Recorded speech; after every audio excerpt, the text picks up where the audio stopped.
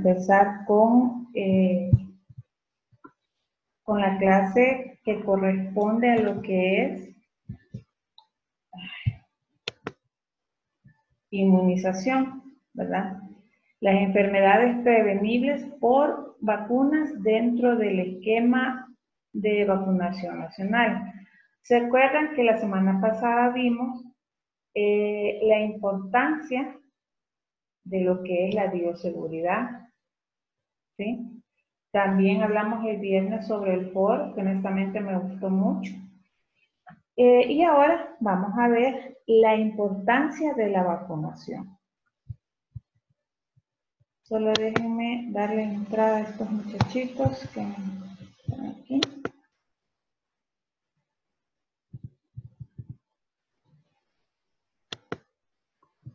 Doctora, una pregunta, ¿ya pasó lista? No, como les comenté, estoy en mi casa, entonces no ando nada. Pero ya vi que son 70 los que han entrado, me faltan 7. Después voy a ver la grabación para ver quiénes han entrado o no, no se preocupen por eso. Y Perlita, si entraste, ayúdame también, ¿oíste? A ver quiénes entraron. A eso iba a hacerlo, doctora, a tomarle foto. Gracias, Perlita. Ahí después me lo mandas. Ok, doctora, no hay problema. Bueno.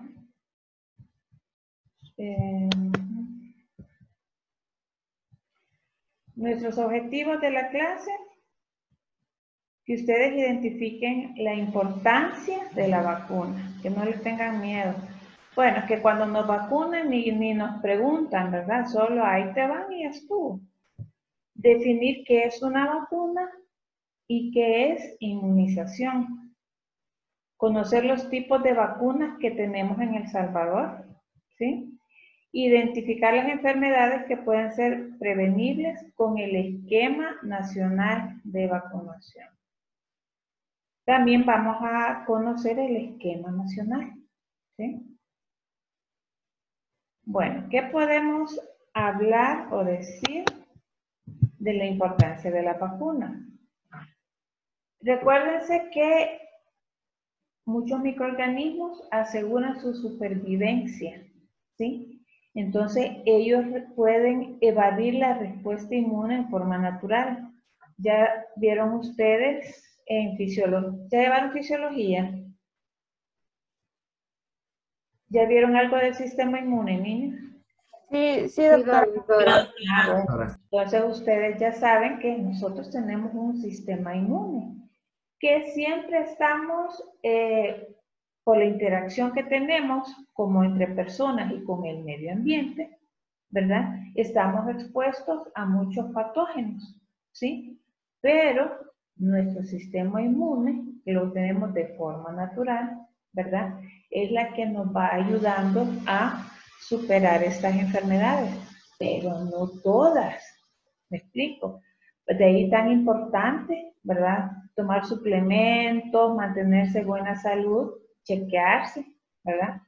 Para saber cómo está nuestro sistema inmune, sobre todo ahora en esta gran pandemia, nos dejó muchas lecciones, ¿verdad? Ahí andan la mayoría, van a ver que tomando vitamina C, que bastante líquido, que zinc, por lo mismo, para reforzar un poco nuestro sistema inmune, ¿verdad? Y que le pueda hacer que estén mejor capacitados para defendernos contra el medio ambiente, ¿verdad? Los probables microorganismos que nos puedan atacar. La utilización de las vacunas, déjenme esperar a Fernanda, en su mayoría fueron desarrolladas empíricamente, ¿verdad? ¿Se acuerdan que vimos en la historia? Por ejemplo, a Jenner, ¿verdad? La vacuna no es con gran laboratorio y que hicieron unos grandes avances, no. Él utilizó la observación. Y así muchos científicos de aquellas épocas, ¿verdad? Fue más que todo empíricamente se fue aprendiendo, ¿verdad? Y hasta ahora, gracias a Dios, a las vacunas, es que también sobrevivimos a muchas enfermedades.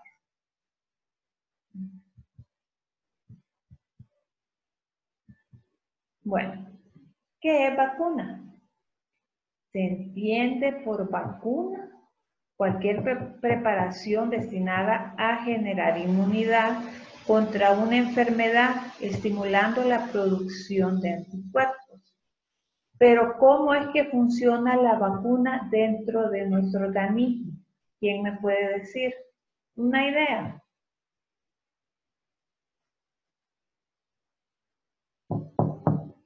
Perlita.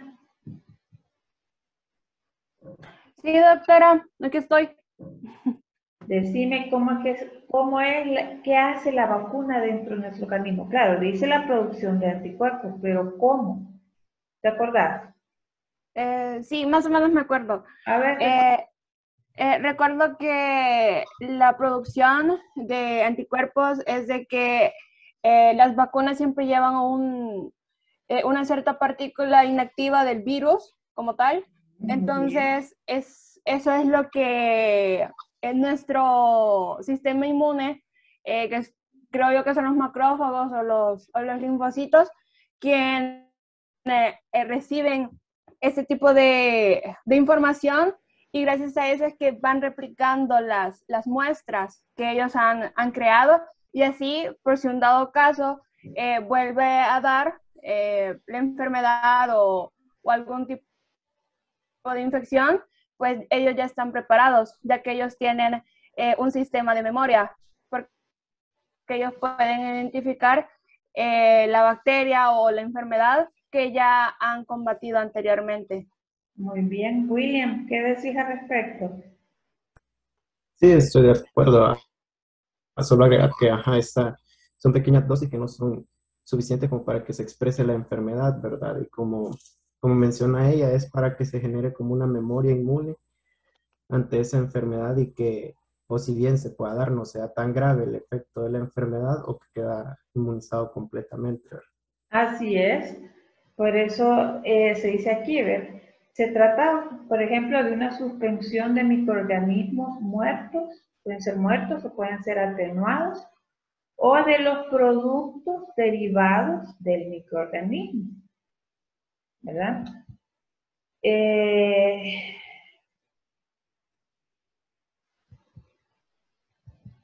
Inmunización, entonces, es el estado de resistencia del organismo ante una enfermedad infecciosa o agente extraño en el que es capaz de neutralizar la acción de las moléculas que actúa como antígeno o agente patógeno, ¿verdad?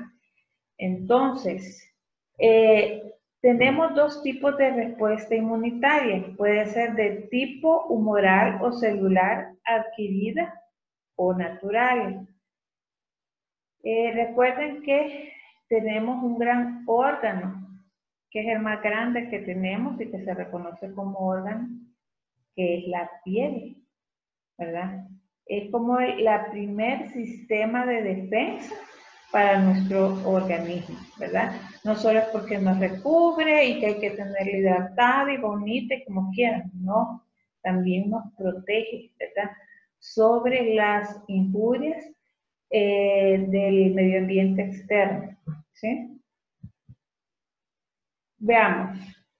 Como dijimos, el objetivo de la vacuna es, bueno, nuestra inmunización, ¿verdad? Puede ser activa y puede ser pasiva. Activa es cuando tenemos la producción propia de anticuerpos frente a una enfermedad. ¿Me explico? Ya han oído ustedes hablar de enfermedades que te da, por ejemplo, y ya no te vuelve a dar. La varicela. Sí, es varicela, esas enfermedades eruptivas de la infancia que te dan, pues no son mortales realmente, ¿verdad?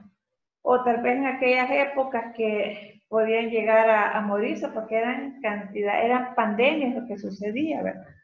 La viruela y todo eso. Pero, ¿sí? Llegó un punto, te enfermas y ya creas defensas, ¿verdad? A su vez, se divide en natural y artificial. Natural, precisamente lo que estábamos hablando, ¿verdad? Cuando yo ya he padecido la enfermedad, ¿sí? Y artificial es cuando me han vacunado, ¿sí? Asimismo, la pasiva se adquiere mediante inmunoglobulinas, ¿sí? Se dividen también en natural y artificial.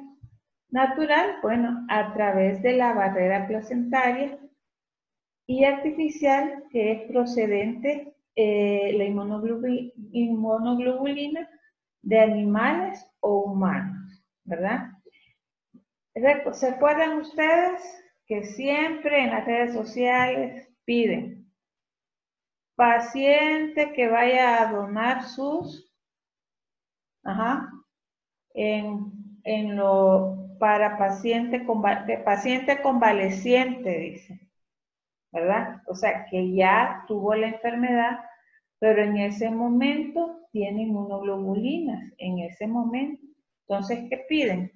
Que por favor vayan a donar para los pacientes que están en fase crítica y algunos en recuperación de COVID-19. Ya lo escucharon. Entonces, eso es pasiva artificial. Y solo los va a proteger, por cierto, o les va a ayudar a eliminar la enfermedad, por decirlo de alguna manera, cierto tiempo, ¿verdad? Porque es pasiva artificial. O sea, otra persona ya produjo las inmunoglobulinas y se lo pasan a la otra, ¿verdad? En lo que la persona afectada o enferma desarrolla su propia inmunoanticuerpos, ¿verdad? Pero para mientras se puede morir. Entonces esa es la importancia de la inmunización pasiva artificial. Fíjense que esta lo vemos bastante en las unidades de salud en cuanto a personas mordidas por animal transmisor de la rabia, ¿sí? ¿Qué hacemos? Es importante que una persona que haya sido mordida por un perro que no esté vacunado, puede ser perro, gato o animal desconocido, ¿sí? Lo importante es llegar antes de los 7 días, porque la enfermedad o la rabia humana no tiene cura, pero porque no se ha dado muchos casos de rabia humana últimamente. No me acuerdo si les mentiría que no me acuerdo de qué año no se ve rabia humana aquí en el país, pero ¿qué pasa? Que llegan antes de los 7 días y se está de un solo con la inmunización, ¿sí? Pero aquí utilizamos las dos, ¿verdad? La activa artificial y la pasiva artificial. ¿Por qué?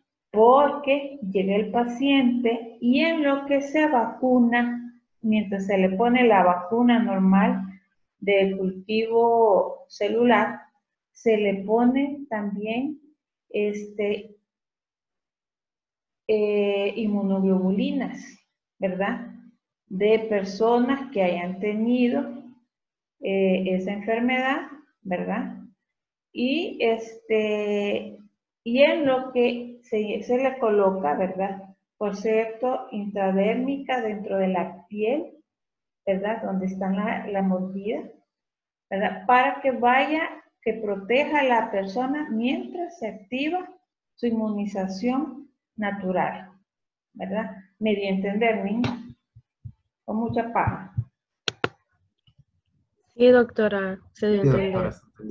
Bueno, Sí. Entonces, la inmunización, como estamos hablando, previene de enfermedades, discapacidades, defunciones por enfermedades prevenibles mediante vacunación, ¿verdad? Que acuérdense que, como dijimos, se ha ido evolucionando en cuanto a las vacunas. Claro, hoy se hace todo con los estándares científicos, pero antes era empírico, ¿verdad? Entre esas vacunas tenemos el cáncer cervical, ¿sí? Para todas las niñas. Ya se pone la vacuna contra el VPH, ¿verdad? Para la difteria, hepatitis B, sarampión, parotiditis, tosferina, neumonía, poliomielitis, también ciertas enfermedades diarreicas como tenemos el rotavirus, rubiola y tétano, que eran antes enfermedades mortales, ¿verdad? Y gracias a Dios pues, no nos morimos de eso, gracias a la vacunación. Pero veamos un poco de historia de dónde van saliendo las vacunas, ¿verdad? Fíjense que en 1796, ¿se acuerdan? Salió la primera vacuna contra la viruela, ¿verdad? En 1793, que fue precisamente con esa, y ustedes ya lo vimos. Ya en 1885, imagínense qué distancia de 1796 a 1885, ¿cuántos años? Salió la vacuna contra la rabia. En 1925 salió el toxoide difterico, tetánico y tos convulsa o pertussis, ¿verdad? En 1937 la vacuna contra la fiebre amarilla. En 1943, vacuna contra la influenza. 1954, vacuna contra la poliomielitis. En 1956, vacuna viva atenuada contra el virus de la poliomielitis, siempre. 1960, sarampión. En el 66, rubiola. 75, hepatitis B. En el 80 ya está la viruela erradicada. En 1986, la primera vacuna recombinante de hepatitis B. En el 88 ya sale la vacuna conjugada contra la hemófilos influenza tipo B. Y así por el estilo, ¿verdad? Entonces, ¿qué propiedades hacen posible la inmunidad adquirida? Bueno, tenemos dos propiedades fundamentales de la vacunación.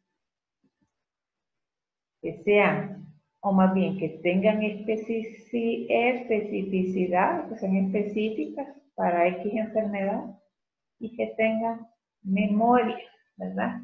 De que cuando nos pongan la vacuna, ataque contra la enfermedad que nos estamos queriendo prevenir, tal vez esa vez, y que durante el resto de la vida quede la memoria para que cuando vuelva a entrar otra vez esa infección ante nuestro organismo, ¿verdad?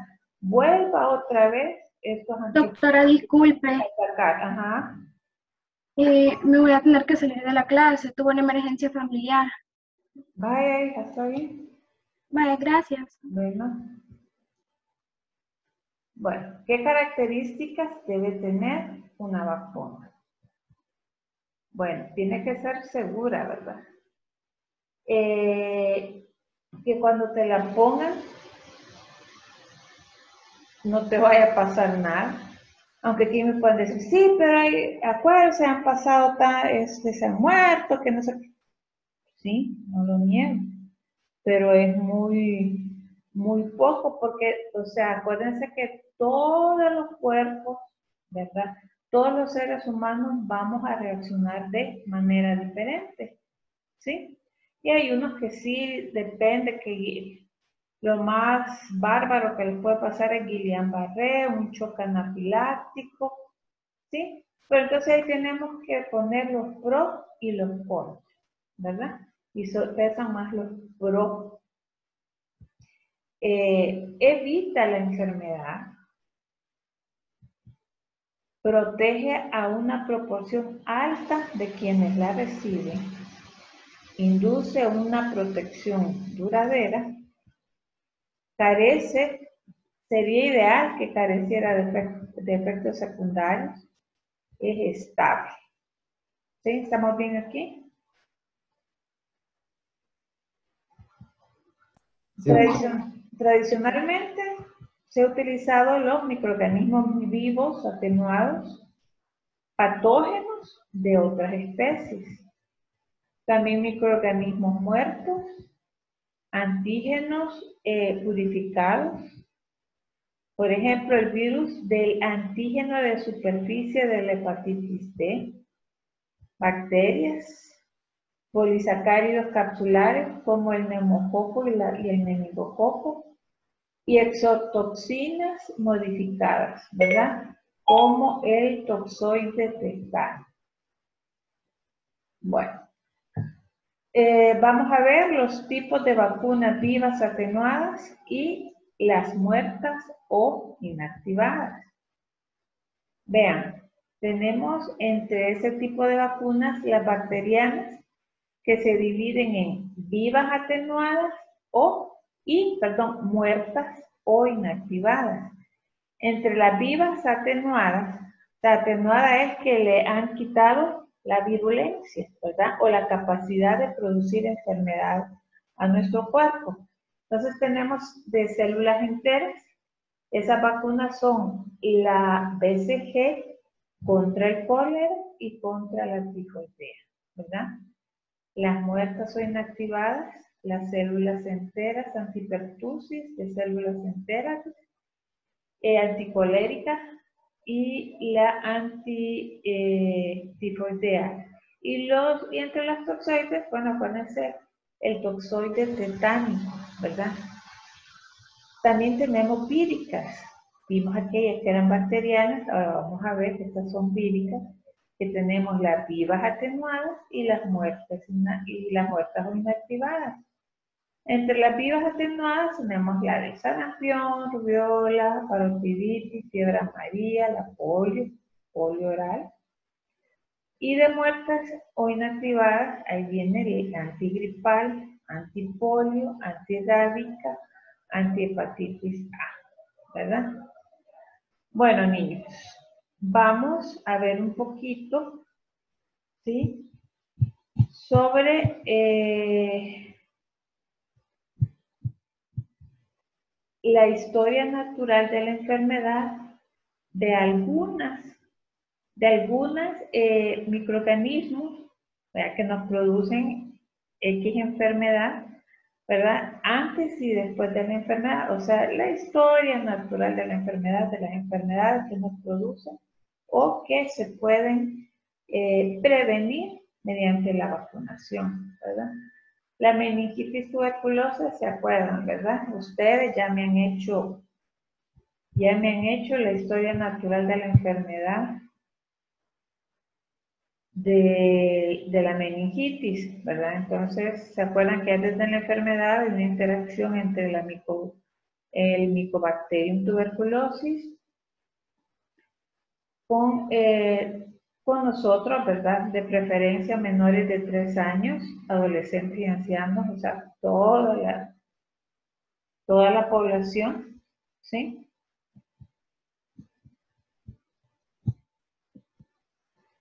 La distribución, lo ponemos en el medio ambiente, que es distribución mundial.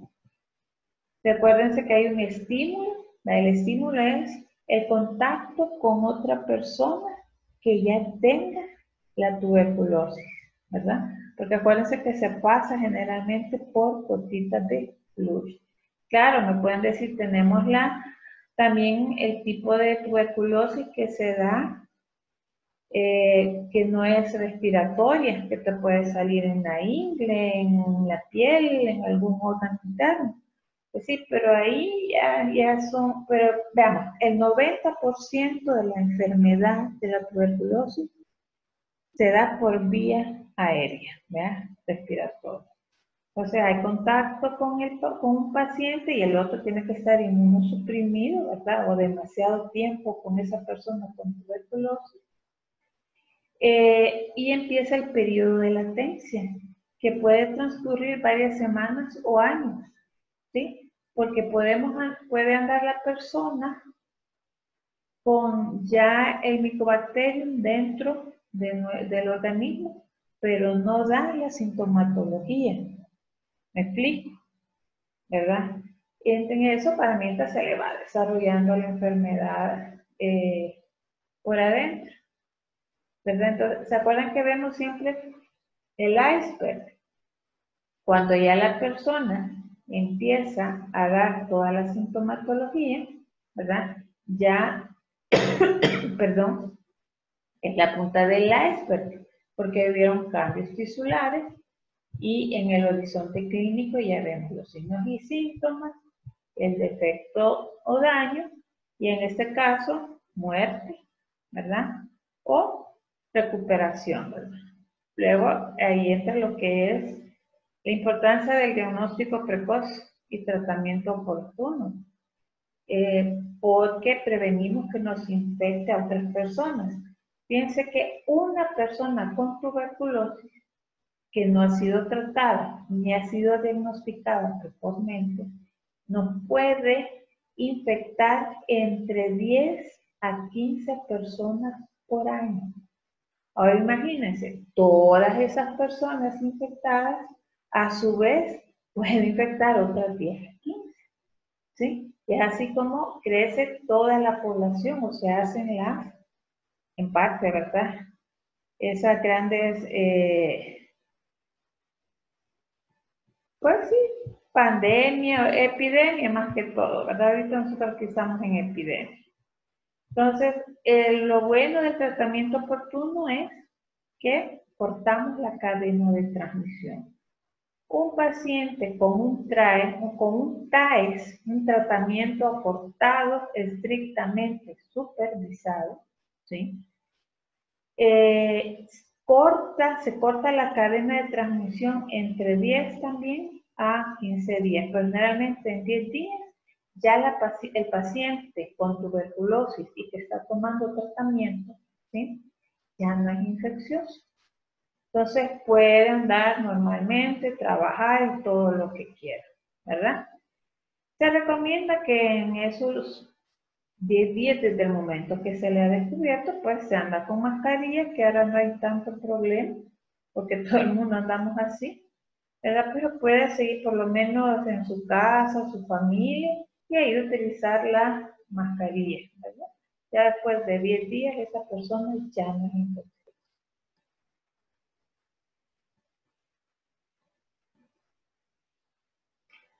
En cuanto al periodo prepatogénico, ¿verdad? Es como estamos hablando de la vacunación, ¿verdad? Ahí entra lo que es el fomento a la salud. ¿Sí? ¿Se acuerdan? Educación en salud, promoción de la salud. Y lo importante es la vacunación, ¿verdad? La vacunación con la BCG. ¿Sí? Solo que recuerden que la BCG solo no nos da protección para todos los tipos de tuberculosis que tenemos.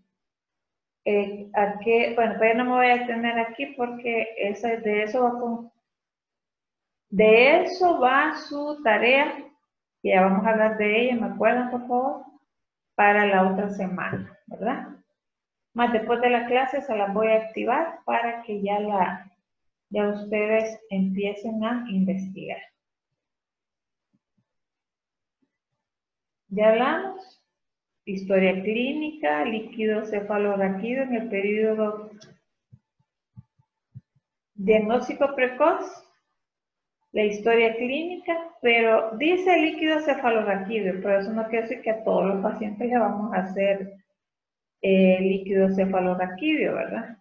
Para el tratamiento oportuno, el TAES, ¿verdad? Interconsulta con neurología, claro, porque aquí está hablando de la meningitis tuberculosa. A eso vamos, de que la BCG no les va a proteger contra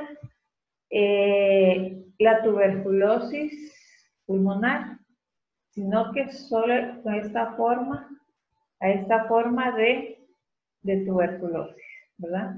Por eso se habla aquí de la historia clínica, el líquido cefalorraquídeo, siempre es la TAES, y claro, en ese caso, ¿verdad?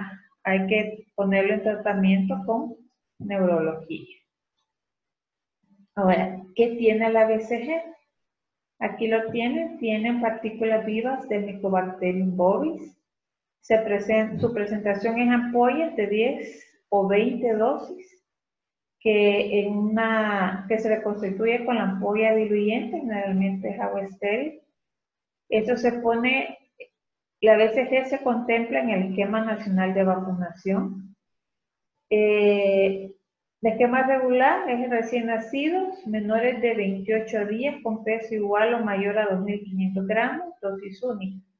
El esquema irregular, ahí se busca también en el capítulo de vacunación en situaciones especiales, que no es más que un niño que por prematurez, ¿sí?, o por lo que quieran, en ese momento no se pudo vacunar con la BCG y llegan al establecimiento de salud, porque todas estas vacunaciones se hacen en primer nivel. Llega al establecimiento, mire, mi niño le falta la vacuna de la BCG, tiene 20 días o tiene un mes de nacido, y se dan muchos casos, y no le pudieron poner la BCG porque estaba prematuro, venía con otra patología, X. Entonces, ahí viene lo que es la situación especial, que como ese niño ya estuvo en contacto con el medio ambiente por un mes, no se sabe si ese muchachito en determinado momento, ¿verdad?, estuvo en contacto con el Mycobacterium tuberculosis. Entonces, en ese caso se hace una prueba de tuberculina, ¿verdad? La prueba de tuberculina en el bracito, se mide eso ya lo vamos a ver otra vez porque si no aquí me voy a quedar solo en la tuberculosis. Y si se da negativo, como quiera, entonces se le puede cumplir. De lo contrario, no, ¿verdad? La dosis es en el tercio superior externo de la región deltoidea con jeringa de un cc de aguja. Aquí, las contraindicaciones ya se los dije, ¿verdad? Bueno, veamos la historia natural de la hepatitis, ¿verdad? Acuérdense, antes de la enfermedad, después de la enfermedad. Hay una interacción entre el virus de la hepatitis B, las edades generalmente entre 5 y 19 años, distribución mundial, el estímulo, contacto con líquidos corporales, el periodo de latencia entre 45 a 180 días con un promedio de 60 a 90 días. Hay una necrosis hepatocelular, inflamación. Ya en el horizonte clínico aparecen signos y síntomas, que es malestar general, cefalea, fiebre, anorexia, náusea, vómito, dolor abdominal e ictericia. Como complicación que nos aparece cirrosis, puede darnos también cáncer de hígado, ¿verdad? Entonces, en el periodo prepatogénico ponemos la pentavalente, ¿verdad? Ahí va la hepatitis B. El diagnóstico precoz y tratamiento oportuno por historia clínica y antígenos, ¿sí?, de la hepatitis B. El tratamiento oportuno, solo tratamiento de soporte. Y como afecta mucho el estómago, pues interconsulta con gastroenterología siempre y cuando, ¿verdad?, lo amerite. Hepatitis B y la pentavalente. Se pone recién nacidos 0.5 ml en el tercio medio de la cara anterolateral externa del músculo, con jeringa de 1 cc, mayores de 1 año, intramuscular, ¿sí? En músculo deltoides con jeringa de 1 cc con agua de 20 bidestilada, 23, aguja y lo que quieran. Al mayor de 19 años se le aplica 1 ml por vía intramuscular. La vacunación a personas con tendencia a sangrado debe aplicarse subcutáneo. Bueno, fíjense que la pentavalente, por eso se llama pentavalente, porque nos protege contra varias enfermedades. Imagínense estar vacunando a un paciente por cada enfermedad una vacuna. Gracias a Dios hoy con una tan sola cubrimos 5 enfermedades: difteria, toferina, tétanos, hepatitis B y el hemófilos influenza. Ahí, como pueden ver Ustedes tienen el toxoide difterico, el de la bordetella pertussis, bueno, todas las que quieran, ¿verdad? De la enfermedad que me estoy refiriendo, o sea, de dónde sacan el antígeno. Su presentación es un frasco y la dosis, vía de administración, 0.5 ml intramuscular profunda. Tercio medio de la cara anterolateral externa del músculo en niños menores de 1 año y en las niñas mayores de 1 año en el deltoide. Acuérdense, menos de 1 año en el muslo, ¿sí? Mayor de 1 año se pone en el bracito del niño.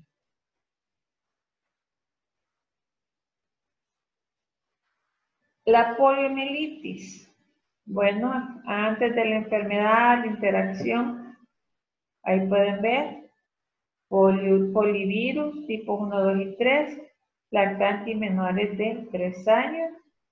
Y su distribución es mundial, que aumenta a finales de verano y en otoño, clima templado. Tenemos el estímulo, contacto con heces. Ay, con heces, sí, con heces. El periodo de latencia es de 7 a 14 días. Hay cambios tisulares y ya en el horizonte clínico presentamos fiebre, malestar general, cefalea, náusea, vómito, dolor muscular intenso y rigidez del cuello y la espalda con parálisis flácida. En cuanto al defecto o daño, parálisis de los miembros afectados y también da insuficiencia respiratoria. Periodo prepatogénico, pues la vacuna, ¿verdad? La IPV y la OPVB. En el diagnóstico, la historia clínica, cultivo viral de la muestra, el tratamiento oportuno, bueno, las medidas de sostén, porque si te da, solo tenemos medidas de sostén nada más. Y luego la fisioterapia. Acuérdense que antes de las vacunas, y se ven ustedes películas, había muchas personas que les había dado en el siglo pasado poliomielitis, ¿verdad? Polio y muchas secuelas de poliomielitis, ¿verdad? La antipoliomielítica oral o la OPV, BOP o tipo SAL, la descripción, ¿verdad? Preparado con 3 tipos de virus atenuados. Su presentación siempre es un frasco de vidrio con gotero, ¿sí? Acuérdense que este es oral.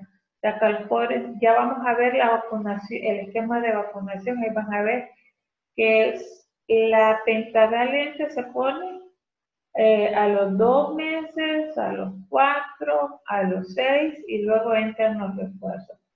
Claro, primero 2 meses del pobre niño sufre, porque aparte que le dan la vía oral, se la ponen en la piernita y le ponen otra por ahí que vamos a ver, entonces son las grandes fiebres de los muchachitos, ¿verdad? Pero vale la pena. Ya dijimos que la dosis es vía oral.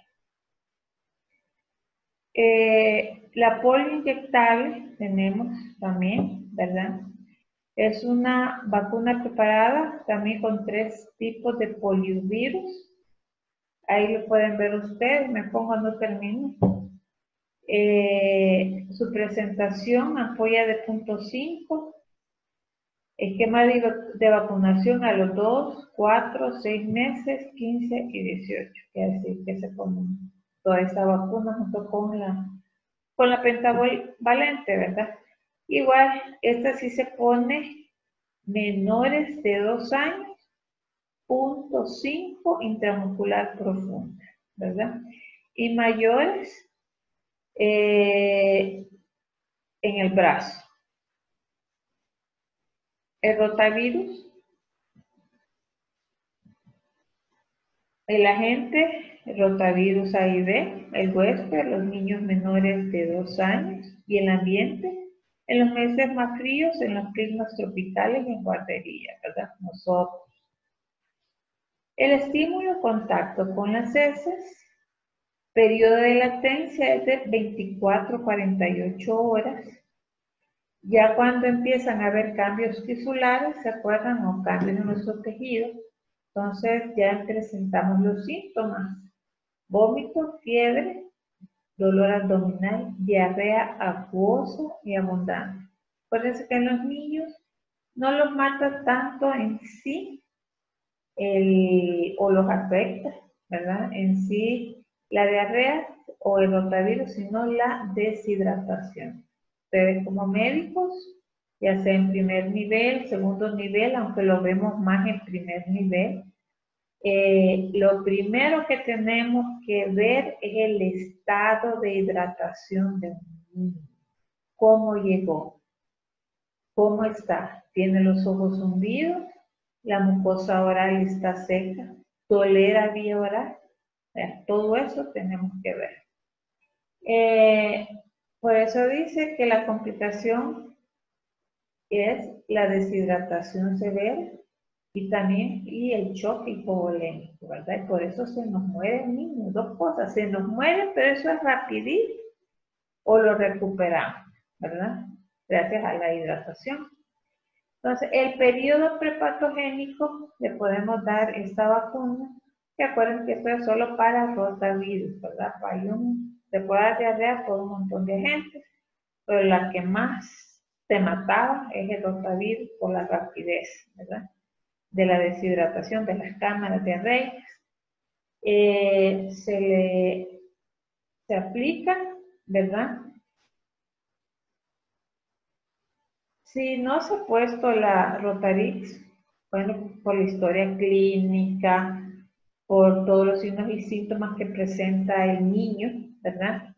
Podemos hacer el diagnóstico y ahí se hace el hisopado rectal. Hay una regla en el primer nivel de atención que por cada 10 niños que veamos con diarrea, se hace un hisopado rectal, independiente del examen general de heces, ¿sí? Entonces, por ejemplo, si me pasan un niño, mi doctora, este es el niño número 10, yo ya sé que me toca hacerle hisopado rectal, ¿verdad? Sobre todo cuando hay que aumentan mucho los casos de diarrea, independientemente del niño, adulto. Ya me ha tocado también hacer hisopado rectal en adultos, ¿verdad? Tratamiento oportuno, bueno, los planes de hidratación, ¿verdad? El ABC, plan A, plan B, plan C, en determinado momento los vamos a ver también.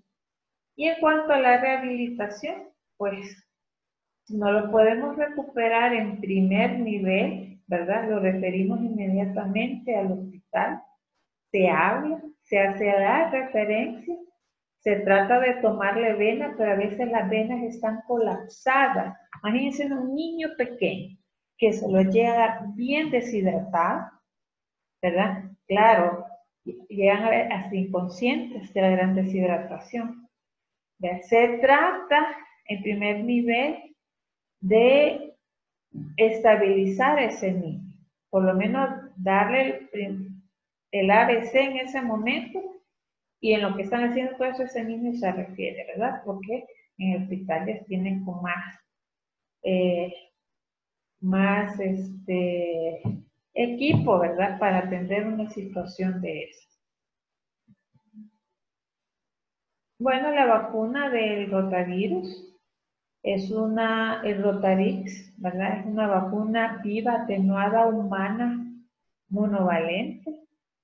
Las cepas, creo que cada año cambia de cepa, ¿verdad? Depende de la que esté de moda, ¿verdad? Porque acuérdense que el microorganismo también muta, ¿verdad? Para poder sobrevivir, desgraciadamente. Presentación, bueno, en unidosis. El esquema de vacunación, ahí lo tienen, pero ya lo vamos a ver ya en el esquema de vacunación completo. Veamos el neumococo, el agente, el estreptococo pneumoniae. En los niños menores de 5 años es el huésped. El ambiente pues, mundial, ¿verdad? El estímulo, contacto con persona enferma, el periodo de latencia de 1 a 3 días, Los cambios tisulares, lesión del parénquima pulmonar. En el horizonte clínico, bueno, el niño presenta tos o dificultad respiratoria, respiración rápida, fiebre, malestar general, ¿verdad? Disnea. Le puede dar a ese niño neumonía,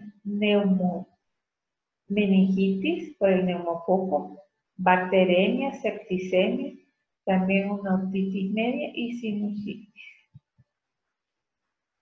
Si no se trata, pues lógicamente, y a veces aunque se trata como el sistema inmune está muy débil, puede fallecer ese niño. En el periodo prepatogénico, antes de la enfermedad, le ponemos la vacuna de neumococo conjugado, ¿verdad? Ahora, en el periodo patogénico, pongan que no le pusieron el neumococo. Hacemos el diagnóstico precoz mediante historia clínica o cultivo, ¿verdad? Cultivo de la secreción.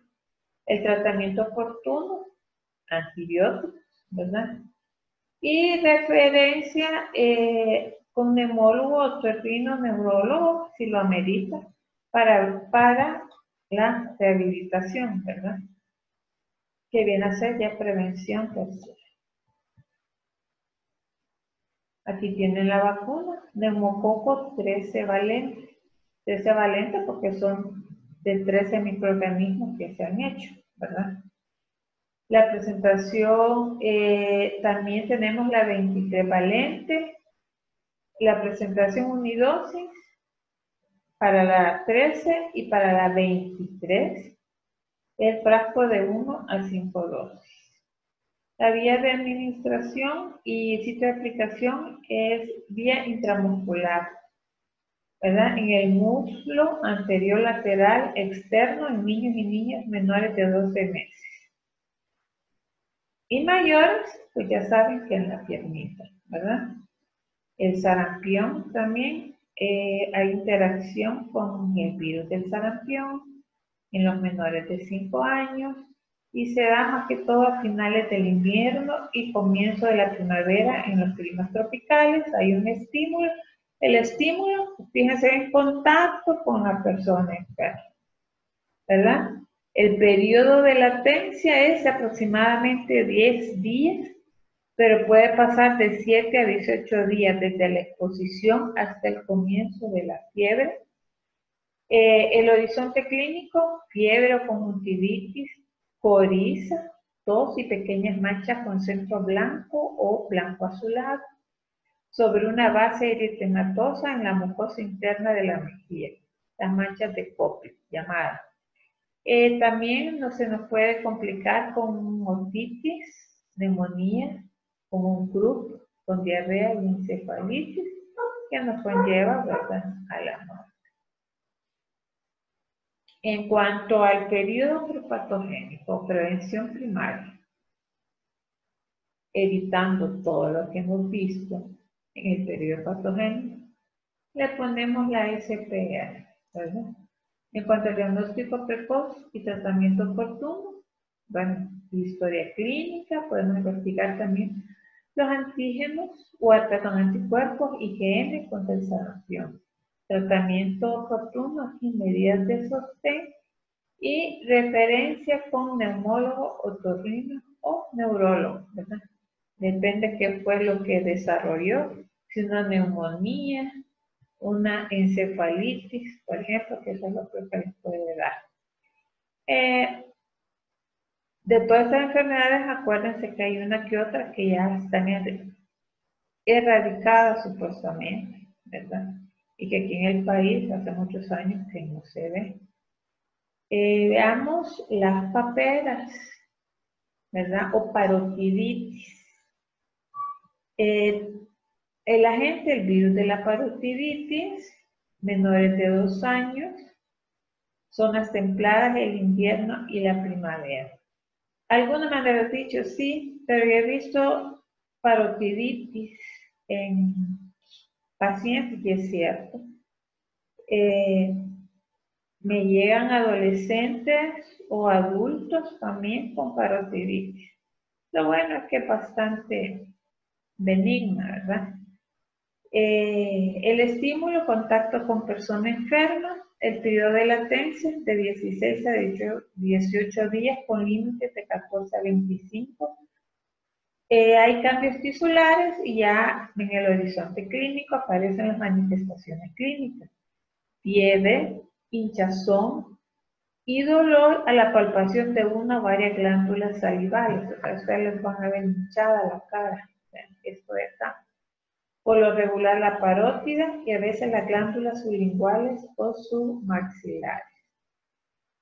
Puede dar, si no se atiende a tiempo, orquitis, atrofia testicular, cáncer de testículos, pérdida auditiva, meningitis aséptica, encefalitis, parálisis, convulsiones hidrocefálicas. Pero eso ya es lo más complicado si no se trata, ¿verdad?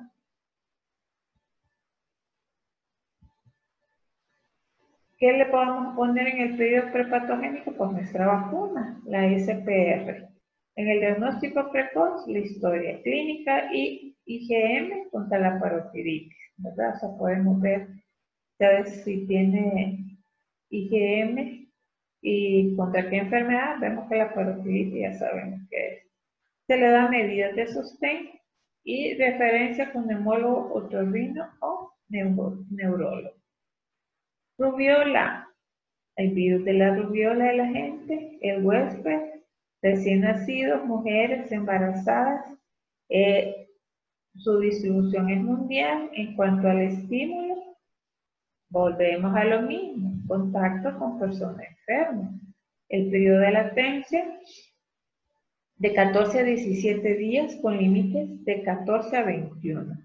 Vienen los cambios tisulares y en el horizonte clínico aparece con fiebre, exantema maculopapuloso y puntiforme difuso. Los niños presentan fiebre, cefalea, malestar, coriza leve y conjuntivitis.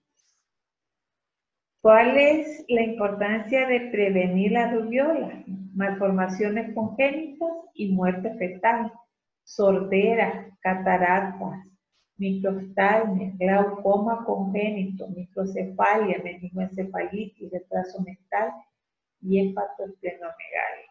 Para aquellas madres o aquellas señoras que durante el embarazo les da rubiola.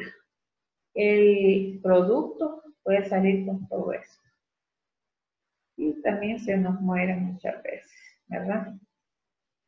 En cuanto al siempre que le vamos a poner la SPR. Diagnóstico de historia clínica, IgM, en el tratamiento oportuno, medidas de sostén y siempre su referencia, ¿verdad? Llegué a donde quería llegar. ¿Alguna pregunta aquí, hijos? Vimos todas las enfermedades, ¿sí? Que tenemos prácticamente cómo prevenirlas, ¿sí? Y todas están consideradas en nuestro esquema nacional de vacunación. Ustedes pueden ver este cuadro, ¿sí? Acá. Y este es el esquema nacional de vacunación de El Salvador del 2021, de este año, ¿verdad? Entonces, veamos, aquí van arriba las edades, ¿sí? Luego, acá, después de las fotitos, ¿verdad? ¿Qué vacunas y en qué meses se les van a poner con sus dosis? ¿Sí? Entonces, vean ustedes, en el recién nacido, ¿sí? Le vamos a ver o se le va a aplicar la BCG, como ya habíamos dicho, que previene la forma grave de tuberculosis, ¿verdad? Como la meningitis, que lo vimos en la historia natural de la enfermedad, la hepatitis B, y todo eso se hace en las primeras 12 horas de vida, ¿sí? Generalmente estas vacunas, como es al solo nacer, se lo tienen que aplicar en el hospital. Vuelvo y repito, cuando ya llega el niño, ¿sí? A primer nivel de atención, generalmente tienen que llegar a la inscripción a la inscripción del niño sano, ¿verdad? Que es otro lineamiento que llevamos ahí en primer nivel. Y el niño, como vuelvo y repito, ya no llega con estas vacunas, sino pues hay que cumplírselas bajo ciertos parámetros, ¿verdad? Ahora, a los 2, a los 4 y a los 6 meses, vamos a aplicar la pentavalente, ¿verdad? Que incluye difteria, toferina, tétanos, hemófilos, influenza tipo B y hepatitis B. Se le va a aplicar también la poliomielitis, en forma de la vacuna es la IPV, también el rotavirus, se le pone neumococo conjugado, ¿sí? Que nos cubre meningitis, neumonía y otitis media.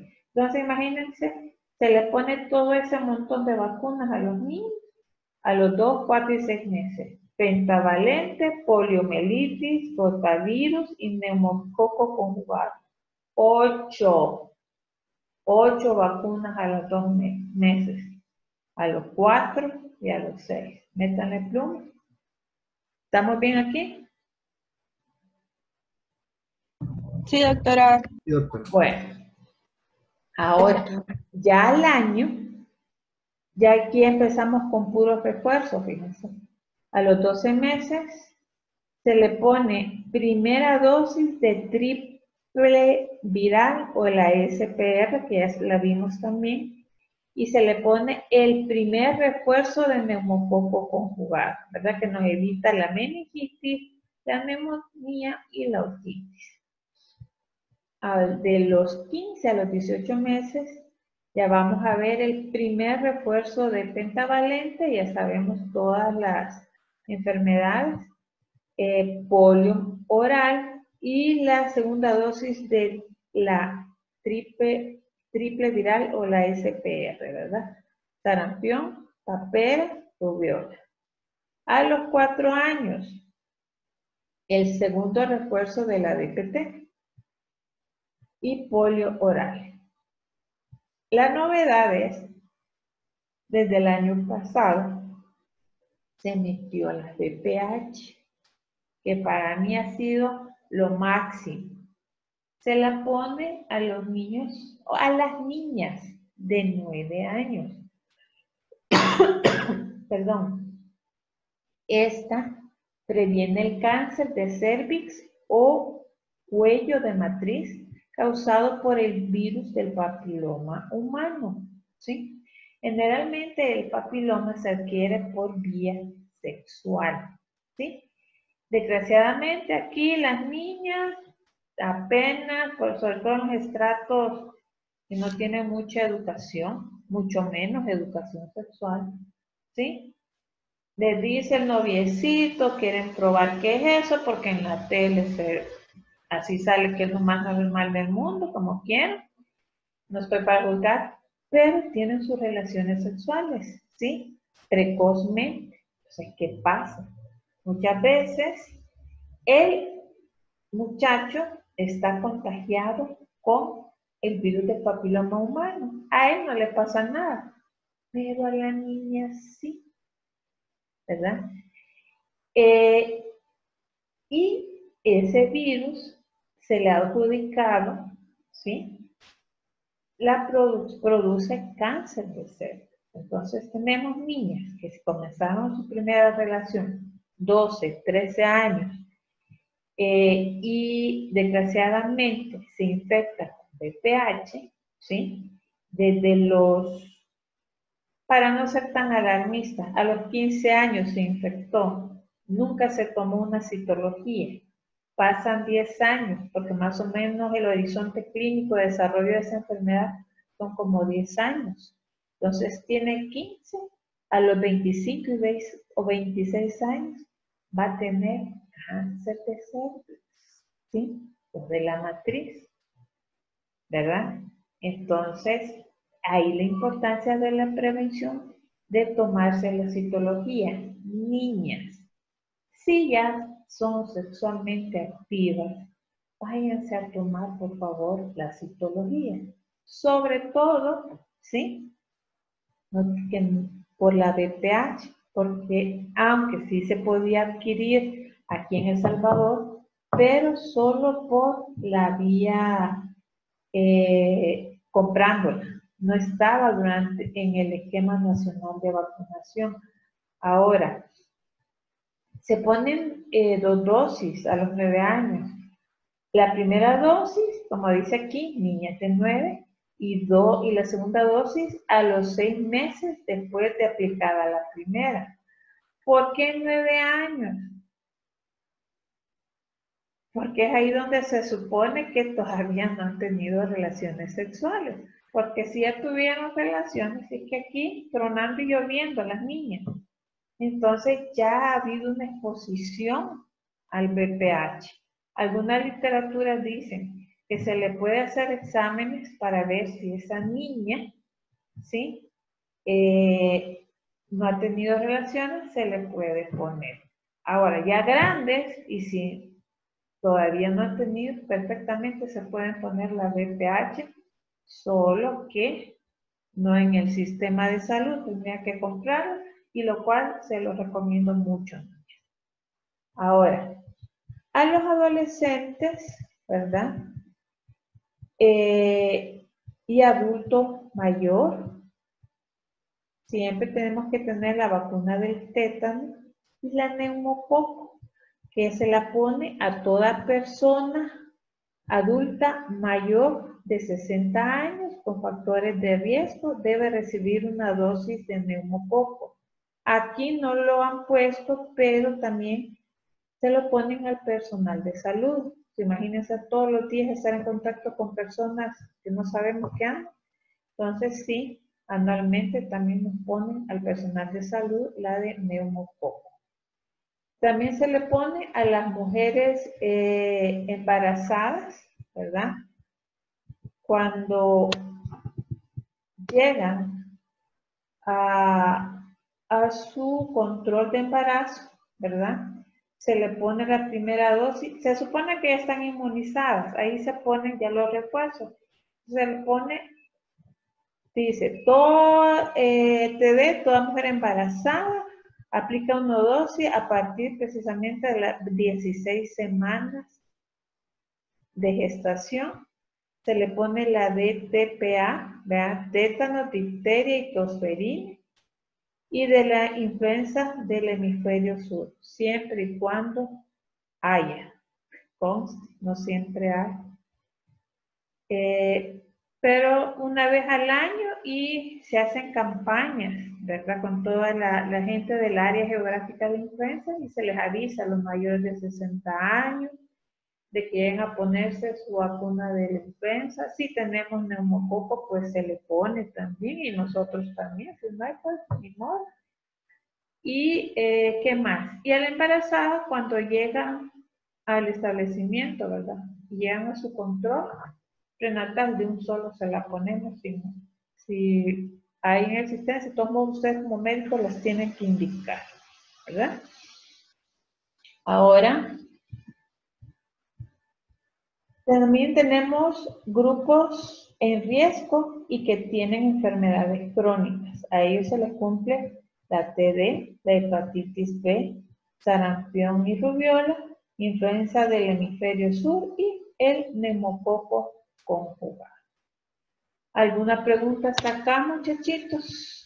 Ya los tengo locos con tanta vacuna. Yo tengo una duda. Ajá. Entiendo yo que todas estas son vacunas dentro pues, del sistema de salud pública, pero hay vacunas para otras enfermedades que sean solo compradas, que no estén acá en este esquema, ¿o no? Sí, hay vacunas para otras enfermedades, ¿verdad? Que se pueden obtener. Mira, ahorita no se me ocurre alguna enfermedad así. Tenerla acá, por ejemplo, de que puedan prevenir, pero hay otras que en el sistema, tal vez no está en el sistema nacional y se la quieran poner. Por ejemplo, la fiebre La fiebre amarilla no, porque sí la tenemos en el sistema nacional, pero solo se le pone a la persona que va a viajar a lugares endémicos, ¿verdad? Y solo se pone una vez en la vida. Por ejemplo, si van a América del Sur o si van a viajar a ciertos lugares de Europa, sí, ya se les está cumpliendo aquí la fiebre amarilla. Pero si solo quieren por tenerla aquí por cualquier cosa, la tendrían que adquirir fuera, ¿verdad? Sí, pero hay otro tipo de vacunas que no es aquí, pero la puedes adquirir por medio de los pediatras, son los que manejan eso, más que todo, los privados. Pero en general es muy bueno el esquema de vacunación aquí en El Salvador. ¿Alguna otra pregunta?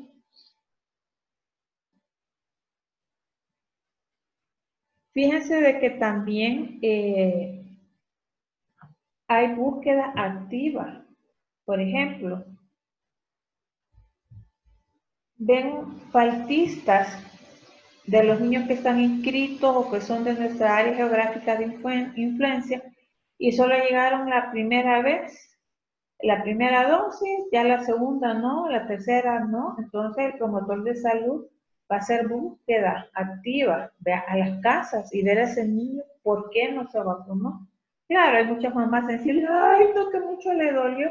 Pues sí, pero no se ponen a pensar también, ¿verdad?, en el beneficio a posterior de ese niño vacunado, ¿verdad? ¿Alguna más pregunta del esquema de vacunación?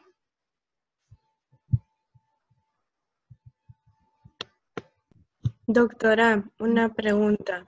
¿Y si una mujer embarazada no se pone esas debidas vacunas, qué le puede suceder? Pues hay unas, la verdad no mucho, porque tétano. Generalmente el tétano se lo pone, nos lo ponemos en las primeras etapas de la vida, ¿verdad? Si se fijan acá, que va incluido en la pentavalente. No, por acá nos los ponen de 2 a 4 o 6 meses, ahí va, entonces ya tenés cierta inmunidad, pero ponele que nunca se haya ponido el tétano, porque uno nunca sabe, se haya vacunado y no se la ponga cuando esté embarazada, se puede dar tétano, pues. ¿Me explico? Imagínate que te dé tétano. Entonces, antes de lamentar, mejor te la pones. Igual la influenza. O sea, te puede dar influenza, pero no quiere decir que te va a dar. ¿Me explico?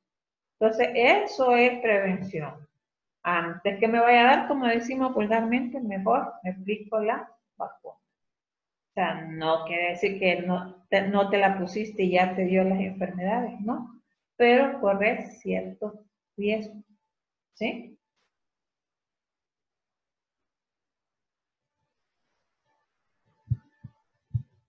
¿Aclarada la duda? Sí, doctora, gracias. Bueno. ¿Alguna otra pregunta, muchachitos? Sí, doctora, ya tengo una pregunta. A ver, Luis. A ver, Luis. Con respecto a la pentavalente que dice que va de los 15 a los 18 meses, ¿hay alguna determinante que influya para que se le aplique, digamos, a los 15 o a los 18 meses? ¿Cómo así? No te entiendo. ¿Que hay algo que no se la podemos aplicar a esa edad? O sea, se aplica en ese rango de edad, Ajá. pero ¿qué influye, digamos, que a un niño se la ponga a los 15 y al otro a los 18? Pues sí, es que eso ya son rangos establecidos, ¿verdad? Que los ha puesto el MINSA, ¿verdad? Pero eso está basado en estudios científicos, ¿sí? Vaya, por ejemplo, la pentavalente, primera dosis, tiene algo de inmunización contra esas enfermedades. A los 4 y los 6 meses se supone que queda ya completamente inmunizado contra esas enfermedades. Pero claro, acuérdense que en el transcurso del tiempo se puede ir disminuyendo un poco la defensa del cuerpo. Entonces viene ahí y se le pone el refuerzo, ¿verdad? Y en base a observaciones y estudios clínicos han puesto las edades o rangos que están acá. La pregunta, me acuerdo una cosa. Para la aplicación de la vacuna, ¿creen ustedes que hay ciertos casos en que no se puede aplicar? Sí, doctora. Ajá. Por ejemplo, en pacientes que tienen fiebre no se les aplica ninguna vacuna. Así es, por ejemplo, que tengan fiebre, que estén en ese momento que lleguen enfermos, ¿sí? O diarrea, ¿verdad? Entonces llega, se le trata la patología y luego se le pone la vacuna, nada más, ¿verdad? Y muchas veces también hay que ver qué vacunas son las que están hechas a base de huevo, dicen, ¿verdad? Y que sea alérgico el niño al huevo, entonces se evita no ponerles. Bueno, veamos qué vacunas son termolábiles. Las vacunas más termolábiles son la triple vírica, varicela, polio oral, BCG y fiebre amarilla. En ese caso, acuérdense que tenemos una red fría en las unidades de salud. O sea, hay que darle mantenimiento a esas vacunas, ¿verdad? No las vamos a tener allá a un lado, o en la refrigeradora metiendo comida y sodas y todo eso, ¿no? Para eso hay ahí supervisión. Tenemos que tener en qué parte del refrigerador se van a poner las vacunas, a cuánto y a cuántos grados, entre cuántos grados tiene que estar la nevera, ¿verdad? Para la conservación de las vacunas. Entonces, fíjense, este tipo de vacunas se situarán, dice, en la parte alta superior de la nevera, ya que estas vacunas no se deterioran con la congelación. O sea, son unas como neveras así largas y llevan así estratos. Ya cuando vayan a la unidad, vayan ustedes, esperamos que ya pase todo esto, vayan a ver ustedes el área de vacunación y van a ver las neveras y cómo se mantiene la red fría, ¿verdad? No vayan a abrir la refri, por favor, porque me los van a levantar. Frecuencia de... Doctora, Hola. ¿y la vacuna antirrábica a qué temperatura debe estar? Espérate, ya vamos a ver eso. ¿Sí? La frecuencia de uso, las vacunas más frecuentes deben ser las más accesibles. De hecho, fíjense que cuando hay todos los días hay vacunación en las unidades de salud, ¿verdad? Que llegan los niños. Entonces, para no estar abriendo a cada rato la refrigeradora, ¿sí? ¿Qué hacen? Se usan los pingüinos, ¿sí? Hay unas, ¿cómo se llaman? Como neveritas pequeñas, ¿verdad? Entonces se le ponen así los pingüinos que mantienen lo helado y en medio se ponen las vacunas. Entonces se hace un cálculo más o menos de cuántos niños están citados o personas, ¿verdad? Ese día para la vacunación o simple llegan, ahí ellos saben más o menos cuántas personas al día llegan, un aproximado, ¿verdad? Para vacunarse. Entonces se tienen ahí en ese mini congelador, por decirlo de alguna manera. Y entonces de ahí le están agarrando. ¿Para qué es eso? Para no estar abriendo cada rato la refrigeradora, ¿sí? Donde están todas las vacunas. Porque puede variar los grados, ¿verdad? De temperatura que tiene y puede afectar el contenido de las vacunas. Entonces, generalmente solo se abren 2 veces al día, en la mañana cuando se saca y ya en la tarde que se acaba para guardar lo que se tiene en los freezercitos esos que les comento. Tenemos también vacunas fotosensibles. Se deben preservar de la luz, ¿verdad? Que no le vaya a pegar la luz. Son todo este montón que ven aquí.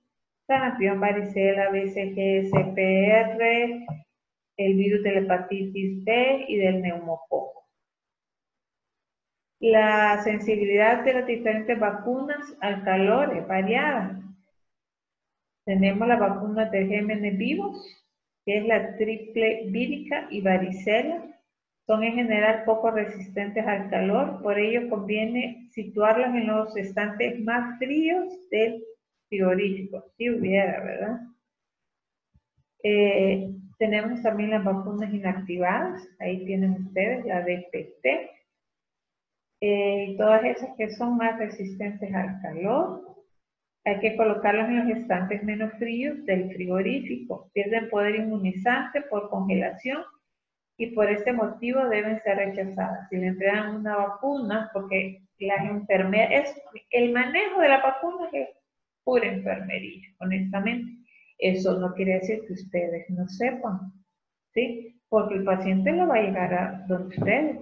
Y ustedes, independientemente, tienen que indicarle su vacuna cuando llega al control niño sano a los muchachitos, ¿verdad? Un paciente con heridas y todo eso, ustedes tienen que indicarle la vacuna. Por el manejo de la cadena de frío lo hacen enfermería. Tienen que ver cómo está el termostato, si se ha ido la luz, el gran susto por la dichosa vacuna, que ver si está poner el, ¿cómo se llama?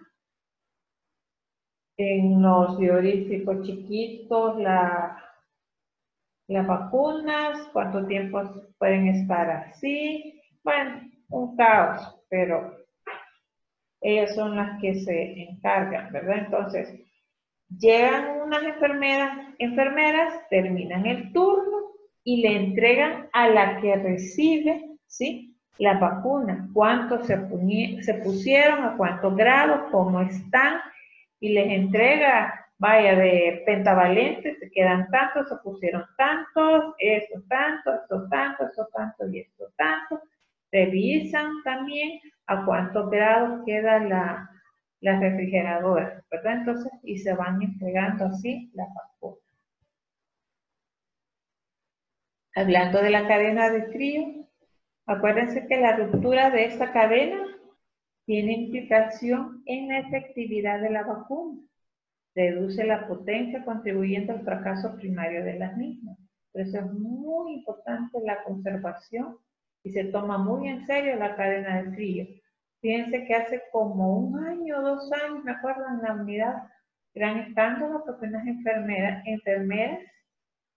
no se fijaron en la cadena de frío. Y cuando llegaron a ver y recibieron las otras, del día a la noche, creo yo, encontraron que donde se guardaba la vacuna no estaba entre los grados que se supone que tenía que estar. Entonces, ¿qué pasa? No se puede asegurar la efectividad de esa vacuna en esas condiciones, a saber desde a qué horas, ¿sí? No estaban con la temperatura de vida.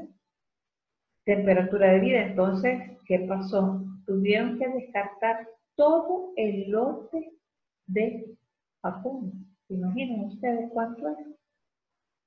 Claro, les cayó a la enfermería y a todas le descontaron esa gran cantidad de vacunas. Imagínense. Por parte de corneadas a paliadas.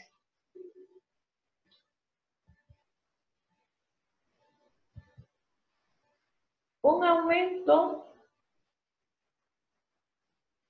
del tiempo o la temperatura, ¿sí? Origina un mayor deterioro del producto. Si la temperatura está fuera de los límites, se produce la pérdida de la potencia y aumento de los productos tóxicos. Aquí están las temperaturas de almacenamiento recomendados para la OMS, ¿sí? Pueden ver ustedes que depende en dónde están las, ¿cómo se llaman las vacunas? el lugar donde les están guardados, así tiene que tener los grados centígrados. Y aquí les dice, en el almacén principal lo pueden tener hasta 6 meses. Del almacén principal lo pasan, lo distribuyen, ¿verdad? Al almacén intermedio, que puede ser regional, tenemos regiones, ¿verdad? Y distrital, 1 mes. En el centro de salud y los puestos de salud.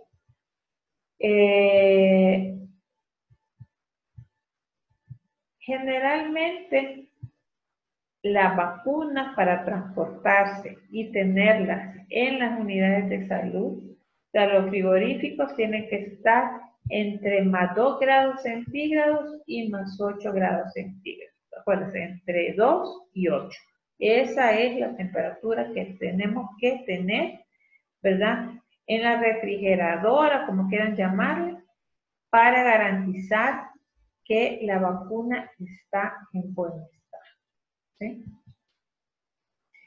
Acuérdense de las vías de administración. Tenemos 4 formas de administración de inyectables.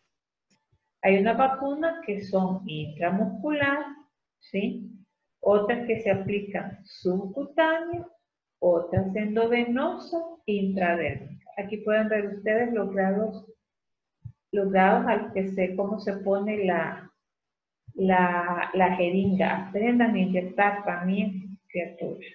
Lo que más cuesta para mí en esta vida, y que hoy ya no lo hago, no es vacuna, es inyección, la de la penicilina. Eso es terrible ponerla. Ya van a ver ustedes por qué después. Entonces, estas son las vías de administración, ¿verdad?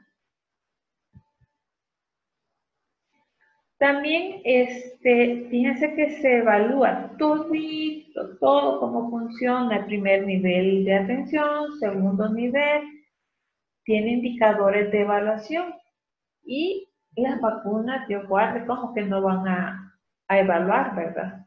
Entonces, indicador de seguimiento de pentavalente. Fíjense que se trabaja en base a coberturas. No es que va a llegar la madre y si quieren se la ponen, si no, no, que siempre sucede. Pero las unidades tienen que mantener una cobertura de grupos de vacunación, de grupos de edad, ¿verdad? De vacunación. Generalmente tienen que estar arriba del 98%, hasta donde me acuerdo yo, pero ya vamos a ver. Sí, pero se mantiene. Lo ideal es que al final del año digan que la unidad tuvo la cobertura del 100% de los niños, ¿verdad? Menores de 5 años. Pero generalmente no es así. Cuando ven en los indicadores, ¿verdad? Que va baja la vacunación, pues salen acá, ¿verdad? A buscar pacientes que no se han vacunado o poner refuerzo, ¿verdad? ¿Cómo se saca? Tienen su fórmula. Vacunados por vacuna y edad entre la población de riesgo por edad, ¿verdad? La evaluación de la vacuna, también hay pérdidas, ¿verdad? Hay monitoreo de pérdida de vacuna. Entonces ahí tienen más o menos para que se den una idea, ¿verdad? Las dosis utilizadas se saca, por ejemplo, de dosis recibidas al inicio con la dosis en frascos cerrados al final. ¿Se acuerdan que les comenté de que entre cada turno de de enfermería se entregan cuáles las dosis utilizadas y siempre revisan cuántos se pusieron? Entonces se supone que tienen que haber tantos frascos en la nevera y así es como lo van sacando. Ahora, si falta una o dos o se ha desperdiciado, tienen que buscar qué pasó con esos frascos, ¿verdad? Porque hay robos de vacuna, doctor. Sí, ha habido robos de vacuna. Hay robos de vacunas también, ¿verdad? El porcentaje de utilización de vacunas se saca por medio de personas vacunadas entre las dosis utilizadas por 100 y el porcentaje de pérdida de vacunas 100 menos el porcentaje de utilización de la vacuna, ¿verdad? El impacto Bueno, el impacto se mide por los casos, ¿verdad? Casos de enfermedades prevenibles por vacunación en planes de eliminación, ya no hay casos. Y casos de enfermedades prevenibles por vacunación, depende de la frecuencia de los casos que hay. También tenemos que tener que la vacuna sea de calidad, ¿verdad? Una vacuna de calidad asegurada es aquella que sobre la base de lote a lote cumple consistentemente con los niveles apropiados de pureza, potencia, seguridad y eficacia, habiendo sido esto examinado por un sistema independiente de revisión. Bueno, niños, esto es en cuanto a vacunación se trata y su mantenimiento. Se nos pasó el tiempo, dice. ¿Alguna duda? Déjenme ver el chat, que estos niños tienen escrito, no lo he podido ver.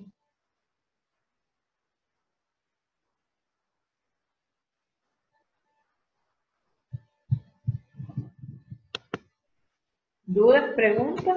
¿Todo claro? Todo claro, doctora. Sí, doctora. Doctora, todo claro. Todo claro, doctor. Vaya, ahí ustedes ya saben de inmunización. Aquí solo es vacuna, inmunización activa, inmunización pasiva, ver, aprenderse el esquema nacional de vacunación. Nada más, a quienes se va a aplicar a los 2, 4, 6, al año de 15 a 18 meses, a los 4 años, a los 10 años, en adultos, personas en riesgo, enfermedades crónicas.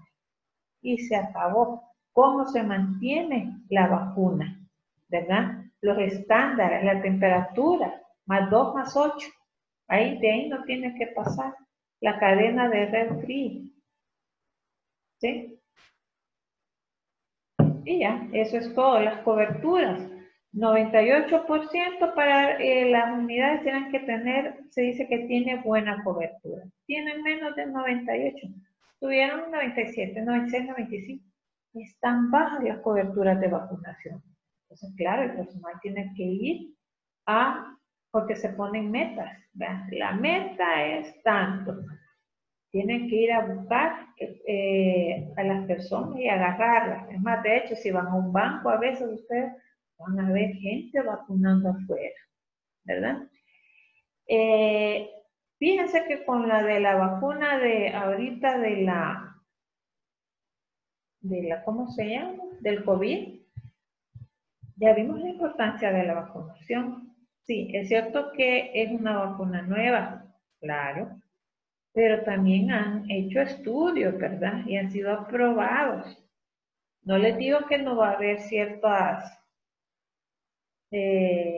efectos secundarios. Hay unas personas que les ha dado unos grandes choques anafilácticos, pero en lo que cabe, pues, hay que ver, como les digo, los pros y los contras, ¿sí? De hecho, yo ya me la puse. ¿Se acuerdan que estamos pendientes y todo? Gracias a Dios, al fin ya me la puse. Y no es tanto que dice el gente, bueno, hay unos que sí les se han puesto re mal. Fiebre, diarrea, intolerancia a la viola. Y es no, hombre, así como estoy yo, a saber qué me va a dar, pero no, gracias a Dios, solo malestar general. Entonces, hay muchos mitos, de hecho, hay muchos médicos que no se la están poniendo, ¿verdad? Pero ahí ya cada quien y su criterio. Bueno, niños, otra cosa que quería hablar es en cuanto a la tarea. Acuérdense que siempre tengo que dejarles una tareita, ¿verdad? Entonces, la tarea va a ser sobre tuberculosis, porque mañana es de artrópodos la clase. Y la otra semana es de tuberculosis y vamos a tener el corto a la hora de la clase, ¿verdad? Antes de salir de vacaciones.